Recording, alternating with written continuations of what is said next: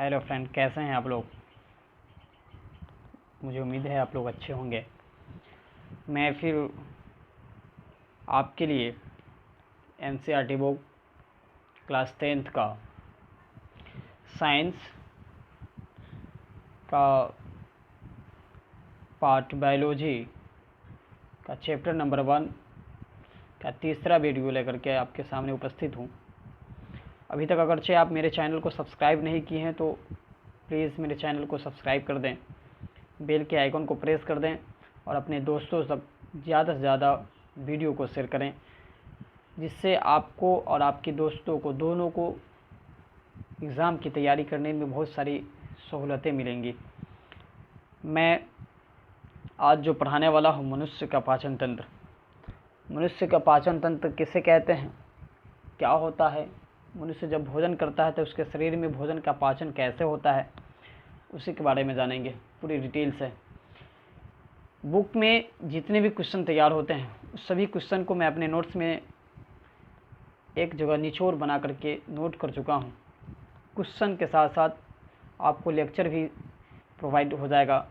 आपको लगेगा कि मैं क्वेश्चन का सॉल्यूशन कर रहा हूँ, लेकिन क्वेश्चन का सॉल्यूशन नहीं बल्कि एक लेक्चर के साथ साथ क्वेश्चन का भी जो है सॉल्यूशन हो रहा है। देखिए, टॉपिक का नेम है मनुष्य का पाचन तंत्र। क्वेश्चन कहा जाता है जैसे मनुष्य का पाचन तंत्र के बारे में आप पढ़ेंगे टॉपिक में तो आपके ब्रेन में आएगा, दिमाग में सोच होगा कि मनुष्य जो होता है उसके अंदर या उससे जितने भी कहते हैं मनुष्य की तरह जितने भी बड़े जंतु हैं जो बहुकोशिकीय होते हैं, उसके अंदर जो पाचन तंत्र होता है उसका निर्माण कैसे होता है, पाचन तंत्र क्या होता है।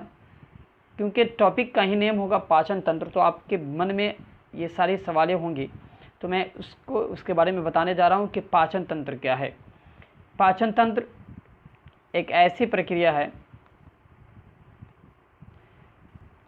पाचन तंत्र जितने भी उच्च वर्गीय जंतु होते हैं, उच्च वर्गीय मतलब बड़े बड़े जो भी जंतु होते हैं, और जितने भी मनुष्य के साथ साथ जितने भी बड़े जंतु बड़े पक्षी होते हैं उस सब के अंदर पाचन तंत्र पाया जाता है। पाचन तंत्र सभी मनुष्य और बड़े जंतुओं के अंदर पाया जाता है। इसका निर्माण कैसे होता है, तो आहार नाल और उससे मिला जुला जितने भी पाचक ग्रंथियां होती है वो जब आपस में मिल जाता है, आहार नाल के साथ पाचक ग्रंथियां जब मिल जाती है तो उससे मिलने के बाद एक तंत्र का, एक अंग का निर्माण होता है जिसे पाचन तंत्र कहते हैं। तो आपको ये टॉपिक का जो नाम था पाचन तंत्र, तो पाचन तंत्र किसे कहते हैं आपको समझ में आ गया होगा कि जितने भी बड़े जंतु होते हैं या मनुष्य होते हैं उसके अंदर भोजन को पाचन करने के लिए, भोजन को पचाने के लिए एक तंत्र, एक अंग पाया जाता है जिसे ही पाचन तंत्र कहते हैं। उसका निर्माण आहार नाल के साथ साथ, ठीक है, आहार नाल जो मुख गुहा से होकर के मल द्वार तक फैला होता है, उसके जो है साथ जितने भी पाचक ग्रंथियाँ मतलब भोजन को पचाने के लिए जितनी भी थैलियाँ हैं जिसमें पाचक रस पाए जाते हैं, उससे मिल करके जिस तंत्र का निर्माण होता है उसे पाचन तंत्र कहते हैं। जब आप पाचन तंत्र के बारे में समझ जाएंगे तो आपको आगे क्वेश्चन होगा कि मनुष्य के शरीर के अंदर जो पाचन तंत्र का निर्माण होता है, जो आहार नाल तथा उस पाचन ग्रंथियों से मिलकर बना है, तो आहार नाल किसे कहते हैं तथा आहार नाल को कितने भागों में बांटा गया है।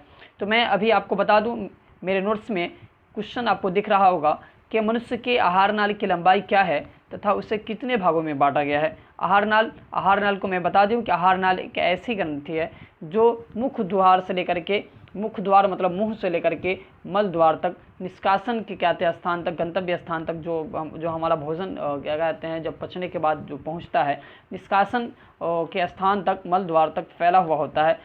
इसकी लंबाई, आहार नल की लंबाई 8 से 10 मीटर तक फैली होती है। यह जो है मुख गुहा, ट्रैकिया, ग्रसनली, अमाशय, छोटी आंत और बड़ी आंत में से मिलकर के जो है बनी होती है, और इसका विभाजन भी इसी के साथ होता है। अगर इसका आहार नाल की बंटवारा किया जाए तो आहार नाल 8 से 10 मीटर तक फैला होता है, जिसमें मुख गुहा होता है, ट्रैकिया होता है, ग्रसनली होता है, अमाशय होता है, छोटी आंत और बड़ी आंत मिलकर बना होता है। अगर बांटेंगे तो इसको अलग अलग बांट करके हम जान सकते हैं। जैसे मैं अभी आहार नाल का पहला भाग जो मुख गुहा, आहार नाल की जो पहला भाग है मुख गुहा, उसके बारे में बताऊंगा। इससे पहले आहार नाल की रचना मतलब उसकी बनावट किस तरीके से की गई है उसके बारे में देख रहे होंगे। आपकी स्क्रीन पे मेरे नोट्स का जो है 10वां क्वेश्चन होगा, मनुष्य के आहार नाल की रचना का वर्णन करें। मनुष्य के आहार नाल की रचना का वर्णन करें मतलब मनुष्य के शरीर में या जो भी उच्च वर्गीय जंतु है उसके शरीर में आहार नाल जो बना है वह किस तरीके से बना है, उसकी बनावट कैसी है, उसके बारे में बताने की क्वेश्चन कह रहा है। तो आहार नाल एक ऐसा संग्रह है, एक ऐसा कहते हैं मिला जुला कहते हैं अंगों का संग्रह है, छोटे छोटे कहते हैं जो मतलब कहते हैं उत्तक है उसके संग्रह है, जिससे कहते हैं आहार नाल बना है। तो इसमें सबसे पहला जो कहते हैं हिस्सा होता है आहार नाल का वह मुख गुहा होता है। उसके बाद मुख गुहा के बाद ग्रसनी के बाद अमाशय के बाद छोटी आंत के बाद अग्न्याशय और अग्न्याशय के बाद बड़ी आंत। तो अब जानेंगे कि आहार नाल की तो कहते हैं बनावट जो है मुख गुहा, ग्रसनी, अमाशय, छोटी आंत, अग्न्याशय और बड़ी आंत को मिलने से बना है। लेकिन इसमें मुख गुहा तो है तो क्या है, मुख गुहा किसे कहते हैं, तो अभी आप जान जाएंगे कि मुख गुहा क्या होता है, जो अमाशय का सबसे पहला हिस्सा होता है। तो मुख गुहा आहार नाल का पहला भाग होता है। यह ऊपरी तथा निचली जबड़े से घिरी होती है। इसको बंद करने के लिए 2 मांसल होठ होते हैं। मुख गुहा में जीभ तथा दांतें होती है। मतलब कह रहे हैं कि मनुष्य के जो शरीर होता है, शरीर के मुंह जो हम कहते हैं जिससे हम भोजन करते हैं उसी को मुख गुहा कहते हैं। मुख गुहा यह आहार नाल जो होता है, जो हमारे भोजन के कहते हैं पाचन के लिए जो कहते हैं इसकी जो बनावट है, इसका सबसे पहला भाग भोजन करने के लिए जो आता है इसको मुख गुहा कहते हैं। और मुख गुहा यह ऊपरी तथा निचली जिब्रे से घिरी होती है। मुख गुहा जो होता है, मुंह जो होता है, यह ऊपर तथा निचली जबड़े से क्या होती है, घिरी होती है। इसको बंद करने के लिए, आगे से बंद करने के लिए होंठ होते हैं, 2 होंठ। कितने होते हैं, 2 होंठ, जो क्या कहते हैं मुख गुहा को, मुंह को बंद करता है। इसके अंदर मुख की गुहा के अंदर होता है ऊपर और नीचे दांतें होती है, उसके बीच में जीभ होते हैं। तो आपको समझ में आ गया कि आहार नाल का पहला भाग जो होता है क्या होता है, यह जो कहते हैं ऊपरी और निचले जबड़े से बंद होता है, ठीक है, और उसके बीच में जो है जीभ तथा उसके किनारे किनारे दांत हुआ करती है। अब उसके बाद हम जानेंगे कि मुख गुहा के बाद जो आहार नाल का हिस्सा है वह कौन सा है, तो ग्रसनी है। क्या है, ग्रसनी। मुख गुहा की जैसे हम भोजन जब करते हैं तो भोजन करने के बाद सबसे पहले मुंह में भोजन रखते हैं, भोजन का हिस्सा रखते हैं, और उस हिस्से को, भोजन को हम चबाते हैं दांत के सहारे, जीभ से स्वाद को चखते हैं। फिर उसके बाद चबाने के बाद वह नीचे उतरता है, मुख गुहा से आगे जाता है तो ग्रसनी में जाता है। कहाँ जाता है, ग्रसनी में। तो वही करें कि मुख गुहा का पिछला भाग, मतलब मुख गुहा से जो भोजन हमारे कंठ से होते हुए जो जाता है वो ग्रसनी में जाता है। ग्रसनी के अंदर 2 छिद्र होते हैं। कितने छिद्र होते हैं, 2 छिद्र होते हैं। एक होता है निगल द्वार जो आहार नाल के अगले भाग, ठीक है, जो ग्रसनी में खुलता है, तथा दूसरा होता है कंठ द्वार जो श्वास नली में खुलता है। कंठ द्वार के आगे एक पट्टी होती है जिसे एपिग्लैटिक्स कहते हैं। मतलब कहा जा रहा है कि इसमें जो मुख गुहा होता है, जब हम भोजन करते हैं तो भोजन करने के बाद हम जब भोजन को चबा लेते हैं तो वो भोजन कहाँ जाता है, तो ग्रसनी में जाता है। कहाँ जाता है, चबाया हुआ भोजन कहाँ जाता है, ग्रसनी में। तो मुख गुहा के बाद जो आने वाला जो आहार नाल का हिस्सा कौन सा हो गया, ग्रसनी हो गया। और ग्रसनी से भी कहते हैं जब कंठ से नीचे उतरता है तो उसमें 2 छिद्र होते हैं। कितने छिद्र होते हैं, 2 छिद्र। एक छिद्र का नाम है निगल द्वार। क्या नाम है, निगल द्वार होता है, ठीक है। ग्रसनी आगे जाकर के जो है ये कहते हैं निगल द्वार और कंठ द्वार में बट जाता है। निगल द्वार जो होता है ग्रस नली में खुलता है, ग्रास नली में। निगल द्वार कहाँ खुलता है, ग्रास नली में खुलता है, जो आहार नाल का अगला भाग होता है। मतलब जो है इससे होकर के जो है निगल द्वार से होकर के भोजन जो है आहार नाल तक पहुँचता है। मतलब सबसे पहले भोजन किए तो कहाँ गया, कहते हैं मुख द्वार में। मुख द्वार में जीभ द्वारा स्वाद को चख करके कहते हैं भोजन को चबाते हैं। चबाने के बाद वह कंठ से जो होकर के ग्रसनी से होकर के जो है कहाँ गया, निगल द्वार में। और निगल द्वार से होकर के कहाँ जाता है वह भोजन, तो जो अमाशय तक जाता है। इसीलिए निगल द्वार को आहार नाल का पहला भाग कहा जाता है। उसके बाद दूसरा आता है ग्रसनी का दूसरा जो कहते हैं हिस्सा होता है। उस छिद्र में, ग्रसनी में जो दूसरा छिद्र होता है जिसका नाम है कंठ द्वार। कंठ द्वार का क्या काम है, तो कंठ द्वार जो होता है वह जो है कहते हैं इसी ग्रसनी से होकर के जो है आगे जाकर के श्वास नली में खुल जाता है। श्वास नली मतलब जिससे हम सांस लेते हैं उस सांस के नली में जाकर के जो है यही कंठ द्वार जो है ग्रसनी जाकर के 2 भाग में बढ़ता है। तो एक ग्रस कहते हैं निगल द्वार, एक कंठ द्वार। तो निगल द्वार के द्वारा भोजन आहार नाल तक जाता है और कंठ द्वार के द्वारा क्या होता है, श्वास जो हम लेते हैं मुंह या नाक से वह कहाँ जाता है, फेफड़ा तक जाता है। तो इसको कंठ द्वार के आगे एक पट्टी होती है। जब हम भोजन करते हैं ना तो भोजन करने के बाद ग्रसनी से जब भोजन जाएगा तो क्या अगरचे दोनों सुराख क्या कहते हैं छिद्र खुला रहेगा, तो भोजन जैसे कहते हैं अगरचे हमको तो भोजन किया हुआ भोजन अमाशय तक जाना चाहिए, क्योंकि उसको पचने के लिए, पेट तक पहुंचने के लिए। तो अमाशय भोजन करने के समय निगल द्वार के जो दूसरा छिद्र होता है, कंठ द्वार, उसके ऊपर एक पट्टी लग जाती है, जिस पट्टी का नाम एपिग्लैटिक्स होता है। एपिग्लैटिक्स जब हम भोजन करते रहते हैं तो वह उसके ऊपर पट्टी लगा रहता है, जिसके वजह से क्या कहते हैं निगल द्वार बंद रहता है, और वह कंठ द्वार के द्वारा क्या होता है, कंठ द्वार बंद रहता है और निगल द्वार के द्वारा क्या होता है, भोजन आसानी से अमाशय तक चला जाता है। और जब हम सांस लेते हैं तो क्या होता है कि कंठ द्वार खुला रहता है, निगल द्वार बंद रहता है। ठीक है, जब सांस लेते हैं तो वह जो है ग्रसनी से होकर के जो कहते हैं नाक के द्वारा जो हवा जाता है वह ग्रसनी से होकर के कंठ द्वार से होते हुए वह फेफड़ा तक पहुंच जाता है। इसलिए हम इसे जो है कंठ द्वार को श्वास नली का जो है मतलब जो खुलने का एक रास्ता बताते हैं, फेफड़ा तक जाने का रास्ता। जो इसके ऊपर पट्टी मतलब खाना खाने के समय कंठ द्वार बंद हो जाता है, और कंठ सांस लेने के समय यह क्या होता है कि क्या कहते हैं इस ग्रसनी जो होता है, ग्रसनी के आगे जो निगल द्वार होता है वह बंद हो जाता है, जिसको ग्रास नली कहते हैं। कभी कभी आप देखते होंगे कि जब भोजन करते होंगे तो भोजन करने के समय जब हम बातें करते हैं तो भोजन करने के साथ साथ मुंह में खाना रख करके जब हम सांस लेंगे तो खाना सरक जाता है। कारण ये रहता है कि वह भोजन जब ग्रसनी से हो करके उसको जाना चाहिए था अमाशय तक। कहाँ जाना चाहिए था? अमाशय तक। लेकिन सांस लेने के क्रम में एपिग्लैटिक्स जब खुलता है तो कंठ द्वार में भोजन का कुछ कण जाता है, जिसकी वजह से हमारा क्या कहते हैं हमें छींक आता है, सरक आता है, और वह जो है नाक के जरिए या कहते हैं और किसी तरीके से वह खाना जो है फंस जाता है, और जो है वह फिर बाद में जो किसी समय जो है हल्का प्रयास करने के बाद नाक के जरिए या कभी कभी जो है कहते हैं सरकने के बाद जो है वह भोजन जो है निकल आता है। ठीक है, या कहते हैं सरक महसूस होती है, तो वो एपिग्लैटिक्स जब खुल जाता है, सांस जब खाना खाने के साथ सांस लेते हैं तो वह जो है पट्टी जो है कंठ द्वार से हट गया रहता है, जिसकी वजह से सांस नली भी चालू रहता है, और इधर कहते हैं ग्रास नली मतलब खाने वाला जो खाना जो है भोजन जो अमाशय तक जाता है वो दोनों नली चालू रहता है, जिसकी वजह से भोजन का हिस्सा कुछ उसमें चला जाता है कुछ कण, जिसकी वजह से हमें सरक महसूस होती है। अब उसके बाद ग्रसनी के बाद जो आता है अमाशय भोजन। हम बता दिए हैं कि ग्रसनी में दो छिद्र होते हैं, एक को कहते हैं निगल द्वार, दूसरा को कहते हैं कंठ द्वार। तो कंठ द्वार से होकर के क्या आता है, वह कहाँ जाता है, श्वास का जो है आवागमन होता है, वह जो है फेफड़ा तक पहुँचता है, और निगल द्वार से क्या होता है कि हम लोग जो है भोजन करते हैं और वह भोजन अमाशय तक जाता है। तो अमाशय क्या है? अमाशय क्या है?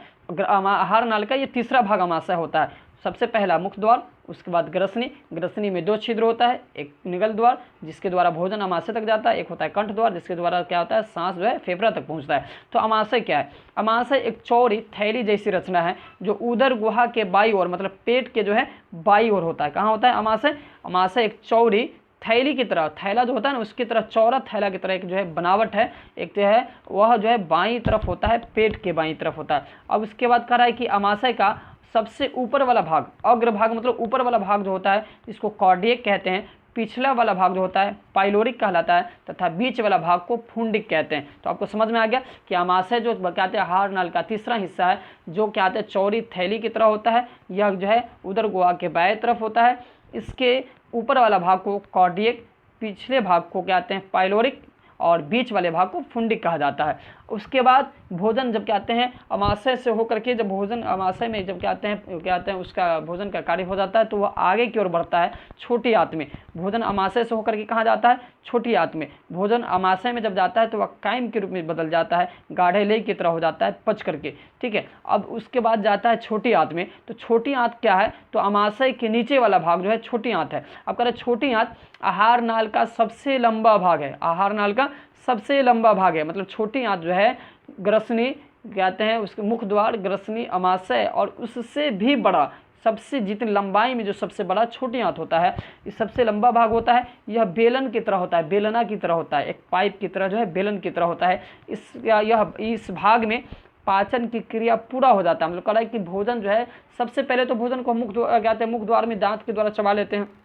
उसके बाद ग्रसनी में जो क्या कहते हैं वहाँ ग्रसनी से होकर के पाचक रस से सन करके जो है क्या कहते हैं, और लेर जो होता है, लेर ग्रंथि, लाड़ ग्रंथि जो होता है उससे वह सन करके क्या आता है वह ग्रसनी से होते हुए जो है निगल द्वार से होते हुए अमाशय में आता है। अमाशय में क्या आते हैं बहुत सारे क्या आते हैं एंजाइम वगैरह, हाइड्रोक्लोरिक अम्ल एंजाइम और क्या आते हैं पेप्सिन ओजिन वगैरह पाया जाता है, जिसकी वजह से क्या होता है पाचक रस की वजह से वह पच करके जो है गाढ़े लेह की तरह हो जाता है। और वह गाढ़े लेह की तरह वाला जो कहते हैं भोजन जो होता है वह अमाशय से होकर के छोटी आंत में पहुँचता है। और जब छोटी आंत में पहुंचता है तो इसमें जो भोजन गाढ़ा इसमें आने से पहले जो भोजन गाढ़ा की तरह रहता है वह पूरा पूरा इसमें आते ही क्या हो जाता है, जो है पच जाता है, पूर्ण रूप से जो है इसका पाचन हो जाता है, पूर्ण रूप से यह पच जाता है। इस जो है छोटी आंत की ही लंबाई लगभग 6 मीटर है। कितनी मीटर है? 6 मीटर। तो मैं आपको बताया था कि आहार नाल की पूरी लंबाई जो है 8 से 10 मीटर है, जिसमें इस छोटी आंत की लंबाई ही 6 मीटर है और इसकी चौड़ाई जो है, इसकी चौड़ाई 2.5 सेंटीमीटर। इसकी चौड़ाई कितनी है? 2.5 सेंटीमीटर है। अब छोटी आंत के बाद जो आता है अग्न्याशय, आहार नाल का जो नीचे कहते हैं छोटी आंत के बाद वाला जो भाग होता है, हिस्सा होता है, उसको अग्न्याशय कहते हैं। क्या कहते हैं?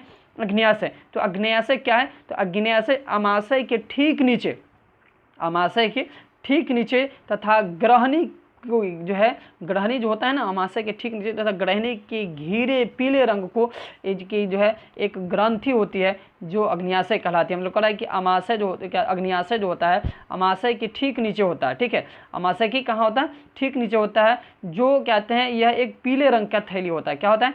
एक पीले रंग की थैली होती है जो ग्रहणी को घेरे हुए रहता है। क्या रहता है? ग्रहणी को घेरे हुए रहता है। पीले रंग की थैली अमाशय के ठीक नीचे होता है, उसी थैली को हम कहते हैं अग्न्याशय। क्या कहते हैं? अग्न्याशय। ठीक है, अब कढ़ाई की बड़ी आंत क्या होता है? तो बड़ी आंत आहार नाल के अगले भाग बड़ी आंत में खुलती है। हम लोग कह रहे हैं कि आहार नाल का जो कहते हैं नीचे वाला जो भाग होता है, सबसे ऊपर वाली भाग मुख द्वार, उसके बाद कहते हैं ग्रसनी, ग्रसनी के बाद कहते हैं अग्न्याशय, अमाशय, अमाशय के बाद होते होते कहाँ जाता है? तो अमाशय के बाद जो है वो बहुत छोटी आंत में, और छोटी आंत के बाद अग्न्याशय, अग्न्याशय में से वो कहते हैं बड़ी आंत। बड़ी आंत जो है सबसे लास्ट वाला पोजीशन आ जाता है आहार नाल का। अब कह रहे हैं कि यह जो है आहार नाल जो कहते हैं बड़ी आंत का जो हिस्सा होता है यह जो है बाहर की ओर खुलती है। बड़ी आंत 2 भाग में बढ़ जाता है। कितने भाग में बढ़ जाता है? 2 भाग में। ये भाग एक कहते हैं, इसका एक भाग जो होता है कोलन कहलाता है तथा दूसरा भाग को मलाशय कहते हैं। अब कह रहा है कि ये सभी भाग के मिलने के बाद ही आहार नाल का निर्माण होता है। मतलब कह रहा है कि बड़ी आंत जो होता है यह आहार नाल का सबसे अंतिम वाला भाग होता है। यहाँ से भोजन जो है कहते हैं बचने के बाद उसका अवशोषण हो जाता है, जो हमारे शरीर के कहते हैं उपयोग में आ जाता है, और जो कहते हैं अपचा भोजन होता है उससे जो है मल द्वार द्वारा बाहर निकाल दिया जाता है। तो इसमें 2 भाग होता है, एक कोलन, एक होता है अमाशय, मलाशय। एक कोलन, बड़ी आंत का जो है 2 भाग होता है, एक होता है कोलन और एक होता है मलाशय। इसके सभी मतलब इस पूरे ग्रसनी, और उसके बाद क्या मुख द्वार, ग्रसनी, ग्रासनली, कंठ द्वार, उसके बाद कहते हैं अमाशय, और उसके बाद कहते हैं बड़ी आंत। ठीक है, उसके बाद छोटी आंत, अमाशय, छोटी आंत, बड़ी आंत, अग्न्याशय, और ये कोलन और मलाशय सब के मिलने से जिस ग्रंथि का निर्माण होता है उसी को हम कहते हैं पाचन ग्रंथि या आहार नाल कहते हैं, और इसी का दूसरा नाम पाचन तंत्र होता है। क्या होता है? पाचन तंत्र। तो आई होप आपको समझ में आ गया होगा कि मनुष्य के अंदर, शरीर में या जितने भी बड़े जंतु होते हैं उस सब के जो है अंदर कौन से कहते हैं किस प्रकार के जो है पाचन तंत्र पाए जाते हैं। तो मनुष्य जब भोजन करता है तो सबसे पहले भोजन कहा जाता है मुंह में। मुंह को ही मुख द्वार कहते हैं। क्या कहते हैं? मुख द्वार। उस मुंह के अंदर क्या रहता है? तो मुंह जो है क्या के अंदर जो है जीभ और दांत होता है। दांत से जब भोजन चबा लेते हैं, जीभ से स्वाद चख लेते हैं, उसके बाद कहाँ जाता है? ग्रसनी में। ग्रसनी से होते हुए जिसको हम लोग कंठ कहते हैं। क्या कहते हैं? कंठ कहते हैं। ठीक है, अब ग्रसनी के नीचे जाता है तो 2 कहते हैं छिद्र हो जाता है, एक है कंठ द्वार, दूसरा है निगल द्वार। तो भोजन जो हम करते हैं वह जो चला जाता है अमाशय में, और कंठ द्वार से हम जब सांस लेते हैं तो वह सांस कहाँ चला जाता है? फेफड़ा तक। ठीक है, उसके बाद कह रहा है कि वह जो है अमाशय से होकर के कहाँ जाता है? कहते हैं अमाशय में जब भोजन आता है तो उसमें बहुत सारे अनेक प्रकार के पाचन तंत्र पाए जाते हैं, पाचक रस पाए जाते हैं, जिसके बारे में आगे पढ़ाऊंगा कि कौन कौन से पाचक रस के होने से जो है अमाशय में क्या होता है? भोजन पच जाता है। ठीक है, अब उसके बाद कह रहा है कि अमाशय में भोजन पच करके कायम में बदल जाता है, और वह भोजन जो है अमाशय से होकर के आ जाता है कहाँ? छोटी आंत में। छोटी आंत में आने के बाद जो है कहते हैं वो उसमें जो भोजन बचा रहता है कुछ पचना, जो कहते हैं गाढ़े लई की तरह होता है, जिसको कायम कहते हैं, वह जब अमाशय छोटी आंत में आता है और तो वहाँ पे पूर्ण रूप से भोजन पच जाता है, और उससे जो है जब भोजन पच जाता है उसको चाइम कहते हैं। क्या कहते हैं? चाइम। और वह भोजन जब पचने के बाद अग्न्याशय में आता है, जो अग्न्याशय एक पीली थैली है। ठीक है, ग्रंथि है, एक पीली कहते हैं पदार्थ का थैली है, जिसको अग्न्याशय कहते हैं, जो अमाशय के नीचे होता है। उसके बाद वह भोजन कहते हैं जब पूर्ण रूप से जो है कहते हैं छोटी आंत में पच जाता है तो बड़ी आंत में जाता है। उस बड़ी आंत में जो है भोजन का अवशोषण हो जाता है, और उसके बाद जो अपचा भोजन रहता है वह जो है कहता है जो है उसके अंदर बड़ी आंत के अंदर 2 छिद्र होते हैं, एक कोलन और कहते हैं मलाशय, 2 भाग में होता है। इसमें अवशोषण के बाद जो अवशोषण कहते हैं अपचा भोजन होता है वो निगल द्वार कहते हैं, और निगल द्वार मतलब सॉरी वो कहते हैं जो निष्कासन का द्वार होता है वह जो है मल द्वार के द्वारा क्या होता है? भोजन बाहर निष्कासित हो जाता है। तो आई होप, मुझे उम्मीद है कि आपको ये वीडियो बहुत पसंद आया होगा। आप जो है अभी तक मेरे चैनल को अगर सब्सक्राइब नहीं किए तो मेरे चैनल को सब्सक्राइब करें और अपने दोस्तों तक शेयर करें, वीडियो को लाइक करें और जो है कहते हैं बेल के घंटी को प्रेस करें, ताकि आपको जो भी मैं वीडियो बनाऊँ सबसे पहले आप तक पहुँच जाए, जिससे आपकी पढ़ाई में मदद मिले। Thank you.